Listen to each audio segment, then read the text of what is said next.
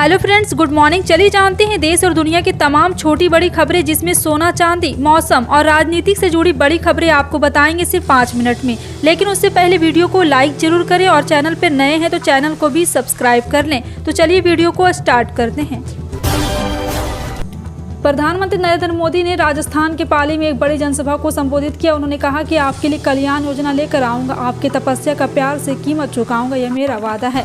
प्रधानमंत्री ने महिला मतदाताओं का खास तौर पर धन्यवाद दिया। उन्होंने कहा, खाना पकाना छोड़कर राजस्थान के भविष्य के लिए माता बहनें आई हैं। पीएम मोदी ने उन्हें नमन किया। प्रधानमंत्री मोदी ने अपनी रैली में भारत के भविष्य की बात की है। पूर्वोत्तर राज्य मणिपुर में शांति बहाली के लिए 10 राजनीतिक दलों ने राज्यपाल को पत्र लिखा। इस पत्र में मांग की गई कि मणिपुर में शांति के लिए प्रधानमंत्री मोदी से उनकी मुलाकात कराई जाए। इस पत्र में कहा गया कि मणिपुर में 6 महीने से अधिक समय से संघर्ष की स्थिति बनी हुई। इस हिंसा में कई लोगों की जान गई है, संपत्ति का भी नुकसान हुआ। हिंसा में दोनों समुदाय के 60,000 से अधिक लोग विस्थापित हुए। राहत शिविरों में रह रहे लोगों की स्थिति बहुत ही अमानवीय है।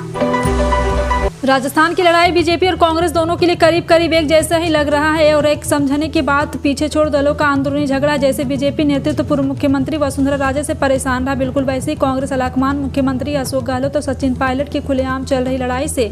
हालांकि वोटिंग की तारीख नजदीक आते थे दोनों ही तरफ से एकजुट होने का संदेश देने की कोशिश हुई है। विधानसभा चुनाव से मिली एक बार फिर से सीख के बाद अखिलेश यादव अपने पिता समाजवादी पार्टी के संरक्षक मुलायम सिंह यादव के पद चिन्हों पर चलते नजर आ रहे। एक और वह बीजेपी को लेकर लगातार आक्रामक है, तो वहीं दूसरी ओर कांग्रेस जैसे राष्ट्रीय दल के सामने अपने क्षेत्रीय दल समाजवादी पार्टी को कहीं से भी झुकना नहीं देना चाहते। यही कारण है कि अखिलेश की मध्य प्रदेश विधानसभा चुनाव में रही लगातार चुनावी रैलियां, प्रचार और अब पार्टी विस्तार की कवायद हुई तब जब सपा के प्रदेश अध्यक्ष नरेश उत्तम पटेल समेत कई पार्टी के नेता अखिलेश को प्रधानमंत्री पद का उम्मीदवार बनाने के लिए खुली तरह से बयान देते नजर आ रहे हैं। क्रिकेट विश्व कप में भारत की हार के पहले ही कुछ लोग भारतीय पीएम मोदी के लिए पनौती शब्द का इस्तेमाल करते हुए सोशल मीडिया साइट एक्स पर ट्रेंड कराने लगे। जैसे लगता था कि इन लोगों ने पहले ही मान लिया था कि भारत हार रहा है। किसी एक पार्टी से नफरत की ऐसी इंतहा थी कि देश की हार के पहले ही भविष्यवाणी कर दी गई। देश के पीएम के स्टेडियम में विजिट को पनौती साबित करने के लिए तर्क पर तर्क दिए जाने लगे। क्या यही खेल भावना का प्रदर्शन है? खेल भावना नफरत की दीवार को तोड़ती रही या एक तो उल्टा ही हो गया।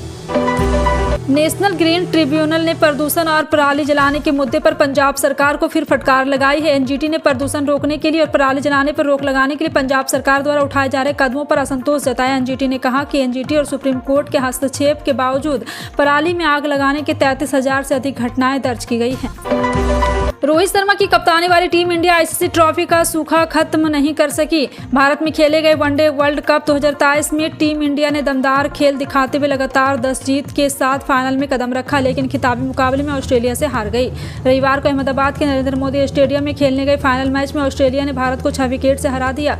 इस जीत से टीम इंडिया काफी निराश थी। विराट कोहली की मायूसी की तस्वीरें और वीडियो इस समय सोशल मीडिया पर जमकर वायरल हो रहे, लेकिन इस बीच कोहली विपक्ष टीम का सम्मान करने नहीं भूले। उन्होंने ऑस्ट्रेलिया के विस्फोटक बल्लेबाज ग्लेन मैक्सवेल को मैच के बाद अपनी जर्सी तोहफे में दी।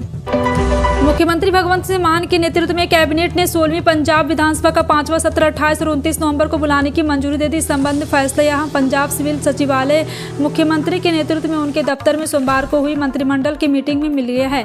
सत्र की शुरुआत 28 नवंबर को दिवंगत आत्माओं को श्रद्धांजलि देने से होगी और इस 2 दिवसीय सत्र के कामकाज का फैसला बिजनेस एडवाइजरी कमेटी द्वारा जल्द किया जाएगा।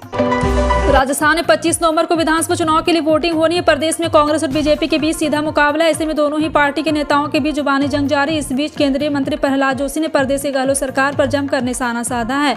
और आपको बता दें, दरअसल राजस्थान विधानसभा चुनाव को लेकर नेताओं के बीच आरोप प्रत्यारोप का दौर जारी। इसी कड़ी में केंद्रीय मंत्री प्रहलाद जोशी ने राजस्थान की मौजूदा सरकार पर जमकर निशाना साधा। मुख्यमंत्री योगी आदित्यनाथ की ओर से संज्ञान लेने के बाद यूपी सरकार ने हलाल सर्टिफिकेट से जुड़े फूड उत्पाद पर बैन लगा दिया है और राज्य में आज से हलाल सर्टिफिकेट प्रोडक्ट की जांच भी शुरू हो रही है। इसके लिए खाद्य और औषधि विभाग के इंस्पेक्टर बाजारों में जाकर जांच शुरू करेंगे। बीते शनिवार को योगी सरकार ने हवाल प्रमाणित उत्पादों का निर्माण, भंडारण, वितरण और बेचने पर रोक बैन लगाने का आदेश जारी किया। दिल्ली की आबकारी नीति में कथित घोटाले को लेकर ईडी ने आम आदमी पार्टी के वरिष्ठ नेता और राज्यसभा सांसद संजय सिंह को गिरफ्तार किया था। संजय सिंह की गिरफ्तारी के उसके बाद रिमांड को चुनौती देने वाली याचिका सुप्रीम कोर्ट ने ईडी को नोटिस जारी कर दिसंबर को दूसरे हफ्ते तक जवाब मांगा है। साथ ही सुप्रीम कोर्ट ने संजय सिंह को नसीहत दी कि वह इस बीच निचली अदालत में जमानत याचिका दाखिल कर सकते हैं। मध्य प्रदेश विधानसभा चुनाव के लिए वोटिंग हो चुकी। बीजेपी और कांग्रेस दोनों ही अपनी अपनी जीत के गुनागणित लगाने में जुटी है। राज्य की सभी 230 सीटों पर 77.15% मतदान हो, जो 2018 की तुलना में 1.5% ज्यादा है। इस बार कुल पुरुष मतदाताओं में 78.21% ने मताधिकार का प्रयोग किया, तो महिलाओं में से 76.3% ही पोलिंग बूथ पर पहुंची। इस तरह भले ही महिलाएं भले ही 2% कम वोटिंग की हो, लेकिन 72 सीटों पर महिलाओं ने 80% से ज्यादा मतदान किया। एप्पल भारत में अब एक नया रिकॉर्ड बनाने जा रहा है। दरअसल भारत में आईफोन बनाने का काम तेजी से होने लगा है। एप्पल भारत में अगले साल की पहली तिमाही यानी FY24 मार्च तक 1 लाख करोड़ के आईफोन बनाने का प्लान बना रहा है। इस बात की जानकारी मामले से जुड़े एक अधिकारी ने ET को दी है। अधिकारियों का कहना है कि एप्पल ने मार्च 2024 में समाप्त होने वाले इस वित्तीय वर्ष में भारत में लगभग 1 लाख करोड़ रुपये का आईफोन प्रोडक्शन का लक्ष्य तैयार किया है। उत्तर प्रदेश की राजनीति में दल बदलू की पहचान बना चुके ओम प्रकाश राजभर अब मंत्री बनने की चाहत लिए बैठे। उन्होंने कहा है कि अब अगर मंत्रिमंडल का विस्तार होगा तो वह मंत्री बनाए जाएंगे। उन्होंने स्पष्ट नहीं किया कि वो किस मंत्रालय की जिम्मेदारी चाहते। समाजवादी पार्टी के साथ गठबंधन तोड़कर वापस NDA में आए राजभर ने अखिलेश यादव पर बड़े आरोप लगाए। राजभर कांग्रेस नेता आचार्य प्रमोद कृष्णन से मिलने और उनकी कल्की धाम पहुंचे थे, और जहां मीडिया से उन्होंने बात की। शेयर बाजार में बम्पर कमाई का मौका आने वाला है। इस सप्ताह बाजार में कमाई करने के 5 बड़े मौके आ रहे हैं। दरअसल इस सप्ताह 6 कंपनी के IPO खुलने वाले हैं। इनमें निवेश करके आप अच्छी कमाई कर सकते हैं। इन इश्यू में एक MSME सेगमेंट है, जहां निवेश के लिए आपको करीब 1 लाख रुपये या उससे ज़्यादा की एप्लीकेशन देनी होगी। वहीं बाकी के 5 IPO BSE और NSE पर लिस्ट रहेंगे। छठ पूजा के दौरान यूपी, बिहार समेत पश्चिम बंगाल में जमकर आतिशबाजी की गई। इसके चलते सोमवार को सुबह कोलकाता की वायु गुणवत्ता खराब हो गई। अधिकारियों ने बताया कि सर्दियों की शुरुआत के साथ हवा में ठंडक के कारण कोहरा छा गया। इससे सूक्ष्म कणों का बहाव नहीं हो पा रहा। उन्होंने बताया कि शहर का समग्र वायु गुणवत्ता सूचकांक दोपहर 1 बजे 128 था। दिल्ली के मुख्यमंत्री अरविंद केजरीवाल ने सतर्कता मंत्री आतिशी की रिपोर्ट उपराज्यपाल VK सक्सेना को भेजी थी, जिसमें मुख्य सचिव नरेश कुमार पर पद का इस्तेमाल करके उस कंपनी और यकृत विज्ञान संस्थान के बीच लाभप्रद सहयोग कराने का आरोप लगाया गया है, जिसमें उनका बेटा साझेदार है। लेकिन सूत्रों के माने तो उपराज्यपाल ने केजरीवाल सरकार की विजिलेंस रिपोर्ट को स्वीकारने से मना कर दिया। कांग्रेस अध्यक्ष मल्लिकार्जुन खड़गे राजस्थान के अनूपगढ़ पहुंचे, जहां उन्होंने जनता को संबोधित किया। इस दौरान उन्होंने कहा कि राजस्थान सरकार के जनहितैषी योजनाओं ने करोड़ों लोगों का जीवन खुशहाल किया, उनका स्वाभिमान और सम्मान बना है। इसलिए जनता ने ठाना है कि फिर से कांग्रेस को लाना है। PM मोदी ने कहा था, चूल्हे पर खाना बनाने वाली माताओं बहनों के आंसू मुझसे देखे नहीं जाते। मैं उन्हें मुफ्त में रसोई गैस दूंगा। मुफ्त में रसोई गैस देने की बात तो छोड़िए, आपने तो रसोई गैस की कीमत और बढ़ा दी। प्रियंका गांधी राजस्थान के जहाजपुर पहुंचे, जहां उन्होंने जनता को संबोधित करते हुए इस दौरान उन्होंने कहा कि देश की सरकार कर्मचारी पुरानी पेंशन की मांग कर रहे हैं। 20 साल तक सरकारी कर्मचारी मेहनत करते, सरकार हर महीने उनकी मेहनत की कमाई काटती ताकि बाद में उन्हें सुरक्षा मिल सके। लेकिन बीजेपी सरकार इस पेंशन को पैसे को इकट्ठा कर इसका निवेश कर देती है। बीजेपी को हर राज्य में नई पेंशन स्कीम चल रही है, और वहीं कांग्रेस के हर राज्य में पुरानी पेंशन स्कीम चल रही है। विश्व कप 2023 का फाइनल मैच 19 नवंबर को रविवार को अहमदाबाद के नरेंद्र मोदी स्टेडियम में भारत और ऑस्ट्रेलिया के बीच हुआ, लेकिन भारतीय टीम विश्व कप जीतने से चूक गई और ऑस्ट्रेलिया टीम एक बार फिर विश्व कप विजेता बन गई। विश्व कप हारने के बाद भारतीय टीम का सपना विश्व विजेता बनने का टूट गया है। ऐसे में अभिनेत्री दीपिका पादुकोण से लेकर अभिनेता विकी कौशल तक पूरा बॉलीवुड के विभिन्न सितारे भारतीय क्रिकेट टीम की हिम्मत बने हुए हैं। इन सितारों ने सोशल मीडिया पर पोस्ट कर भारतीय टीम का हौसला बढ़ाया। पोस्ट ऑफिस की ओर से सीनियर सिटीजन सेविंग स्कीम में मैच्योरिटी से पहले निकासी के नियम में बदलाव किया गया है। नए नियम आने के बाद निवेशकों को पहले के मुकाबले अधिक फायदा होगा। इकोनॉमी टाइम्स की रिपोर्ट के मुताबिक नए नियम के तहत अब कोई SSC निवेशक खाता खुलने को 1 वर्ष की अवधि पूरी होने से पहले ही पैसे निकाल लेता है, तो डिपॉजिट में 1% की कटौती की जाती है। इससे पहले अगर कोई SSCS निवेशक निवेश को पहले ही वर्ष में पैसे निकाल लेता है, तो ऐसे में डिपॉजिट में किसी प्रकार का ब्याज का भुगतान नहीं किया जाता था। योगी सरकार उत्तर प्रदेश को विकसित राज्य बनाने के लिए कोई कसर नहीं छोड़ना चाहते। वह इस दिशा में लगातार काम कर रहे हैं। उत्तर प्रदेश के कमाऊ राज्य बनाने के लिए नोएडा, ग्रेटर नोएडा ही नहीं बल्कि पूरे उत्तर प्रदेश में उद्योग का जाल बिछा रहे, जिससे लोगों को आसानी से रोजगार मिले और उनकी आमदनी बढ़े। यूपी के लोगों को आसानी से रोजगार मिल रहा है।